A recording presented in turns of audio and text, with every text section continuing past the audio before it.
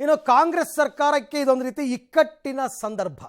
ಆದರೂ ಕೂಡ ಮುಂಬರುವ ಲೋಕಸಭಾ ಚುನಾವಣೆಗೆ ಬಿಜೆಪಿ ಏನೋ ರಾಮ ಮಂತ್ರವನ್ನ ಮಾಡ್ತಾ ಇದ್ರೆ, ಕಾಂಗ್ರೆಸ್ ಕೂಡ ಸಾಫ್ಟ್ ಹಿಂದುತ್ವದ ಮೊರೆ ಹೋಗ್ತಾ ಇದೆ.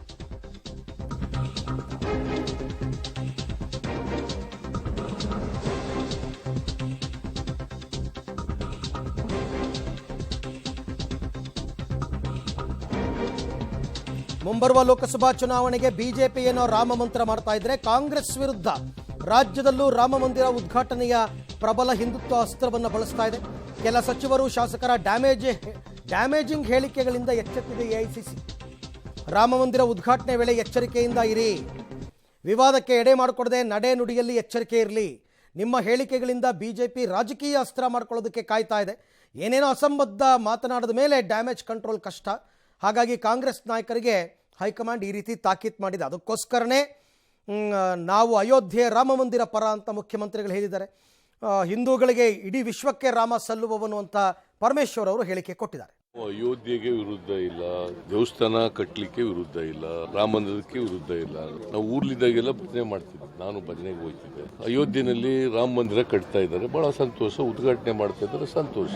ನಾವೆಲ್ಲರೂ ಕೂಡ ಹಿಂದೂಗಳೇ, ಬರೇ ಭಾರತೀಯ ಜನತಾ ಪಾರ್ಟಿಯಲ್ಲಿರೋರು ಮಾತ್ರ ಹಿಂದೂಗಳಲ್ಲ. ಈ ದೇಶದಲ್ಲಿ ಹಿಂದೂಗಳ ಸಂಖ್ಯೆ ಹೆಚ್ಚಿರ್ತಕ್ಕಂಥದ್ದು ಅದು ಎಲ್ಲ ಪಕ್ಷದಲ್ಲೂ ಇದ್ದಾರೆ. ಶ್ರೀರಾಮಚಂದ್ರನ ಆಡಳಿತ ಬರೇ ಬಿಜೆಪಿಯವರಿಗಲ್ಲ, ಎಲ್ಲರನ್ನು ಸಮಾನವಾಗಿ ಕಾಣಬೇಕು ಅಂತಕ್ಕಂಥದ್ದೇ ರಾಮರಾಜ್ಯ ಅಂತ ಕರೆದಿದ್ದಾರೆ. ಒಳ್ಳೇದಾಯ್ತಲ್ಲ, ಸ್ವತಃ ಸಿದ್ದರಾಮಯ್ಯನೇ ರಾಮ. ಆ ರಾಮಗೆ ಹೋಗಿ ಯಾಕೆ ಪೂಜೆ ಮಾಡಬೇಕು? ಅವ್ರ ಊರಿನಲ್ಲೇ ರಾಮ ಮಂದಿರ ಇದೆ, ಅಲ್ಲಿ ಹೋಗಿ ಪೂಜೆ ಮಾಡ್ತಾರೆ. ಅವರು ಬಿಜೆಪಿ ರಾಮ, ಅದು ಬಿಜೆಪಿ ಅವ್ರನ್ನ ಇವ್ರನ್ನ ಕಲಿಸ್ಕೊಂಡು ಭಜನೆ ಮಾಡ್ತಾರೆ. ಮಾಡ್ಕೊಳ್ಳಿ, ನಮ್ಮ ರಾಮ ಎಲ್ಲಾ ಕಡೆಗೆ ಇದ್ದಾನೆ, ನಾವೆಲ್ಲ ಶ್ರೀರಾಮನ ಭಕ್ತರು.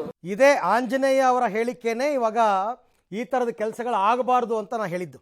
ಆಂಜನೇಯ ಅವರ ಹೇಳಿಕೆ ನೋಡಿ, ಸಿದ್ದರಾಮಯ್ಯನೇ ರಾಮ, ಆ ರಾಮ ಬಿಜೆಪಿ ರಾಮ ಅಯೋಧ್ಯೆನಲ್ಲಿರೋದು. ಈ ಥರದ ಹೇಳಿಕೆಗಳು ಡ್ಯಾಮೇಜಿಂಗ್ ಹೇಳಿಕೆಗಳು. ಪಕ್ಷಕ್ಕೆ ಇದರಿಂದ ನಷ್ಟವಾಗುತ್ತೆ, ಹುಷಾರಾಗಿರಿ ಅಂತ ಹೇಳಿದ್ರು ಕೂಡ ಅಲ್ಲೊಬ್ರು ಇಲ್ಲೊಬ್ರು ಅಯೋಧ್ಯೆ ವಿಚಾರವಾಗಿ ನೆಗೆಟಿವ್ ಆಗಿ ಕಾಂಗ್ರೆಸ್ ನಾಯಕರು ಮಾತನಾಡ್ತಾನೇ ಇದ್ದಾರೆ. ಇದನ್ನು ಅವಾಯ್ಡ್ ಮಾಡಿ ಅಂತಲೇ ಹೈಕಮಾಂಡ್ ಎಐಸಿಸಿ ಅವರು ಹೇಳಿರ್ತಕ್ಕಂಥದ್ದು. ಸುಮ್ಮನೆ ಅನಗತ್ಯವಾದ ಹೇಳಿಕೆಯನ್ನು ಕೊಡೋದು, ಹೆಚ್ಚಿಗೆ ರಾಡಿ ಮಾಡಿಕೊಳ್ಳೋದು ಇವೆಲ್ಲ ಬೇಡ. ನೋಡಿ, ಇವಾಗ ಸಿದ್ದರಾಮಯ್ಯನವ್ರು ಮಾತನಾಡಿದ್ರು, ಮುಖ್ಯಮಂತ್ರಿಗಳು, ಗೃಹ ಸಚಿವರು ಮಾತನಾಡಿದ್ರು. ಅವ್ರು ಹೇಳಿದ್ರು ಎಲ್ಲ ಹೌದು, ನಾವೇನು ಅದಕ್ಕೆ ಅಪೋಸ್ ಮಾಡಲ್ಲ ಅಂತ. ಹೀಗಿರಬೇಕಾದ್ರೆ ನೀವು ರಾಡಿ ಮಾಡ್ಕೊಳ್ತಕ್ಕಂಥ ತಪ್ಪು ಅಂತ. ಈ ಬಗ್ಗೆ ಮತ್ತಷ್ಟು ಮಾಹಿತಿ ನನ್ನ ಕೊಲೀಗ್ ಮಸೂದ್ ಅವರಿಂದ ಪಡೆಯೋಣ. ಮಸೂದ್, ಲೋಕಸಮರಕ್ಕೆ ಬಿಜೆಪಿಗೇನೋ ರಾಮ ಮಂತ್ರ ಸಿಕ್ಕಾಯ್ತು, ಬಟ್ ಕಾಂಗ್ರೆಸ್ನ ಕೆಲವು ನಾಯಕರು ಅನಗತ್ಯ ಹೇಳಿಕೆಗಳನ್ನು ಕೊಡೋದ್ರ ಮುಖಾಂತರ ಪಕ್ಷಕ್ಕೆ ಮುಜುಗರವನ್ನು ತರ್ತಾ ಇದ್ದಾರೆ. ಇದನ್ನ ಹೇಗೆ ಹ್ಯಾಂಡಲ್ ಮಾಡ್ತಾರೆ ಹೈಕಮಾಂಡ್ ಅವರು? ಈಗ ಏನು ಸಂದೇಶ ಬಂದಿದೆ ರಾಜ್ಯಕ್ಕೆ? ಅರವಿಂದ್, ರಾಮ ಮಂದಿರ ಉದ್ಘಾಟನೆಗೆ ದಿನಗಣನೆ ಆರಂಭ ಆಗಿದೆ. ಆದರೆ ಕಾಂಗ್ರೆಸ್ನವರ ಕೆಲವರು ಸಚಿವರುಗಳ ಹೇಳಿಕೆಯಿಂದ ಪಕ್ಷಕ್ಕೆ ಡ್ಯಾಮೇಜ್ ಆಗ್ತಿದೆ ಅನ್ನುವಂಥ ಆತಂಕ ಕಾಂಗ್ರೆಸ್ ಹೈಕಮಾಂಡ್ಗೆ ಕಾಡ್ತಾ ಇರುವಂಥದ್ದು.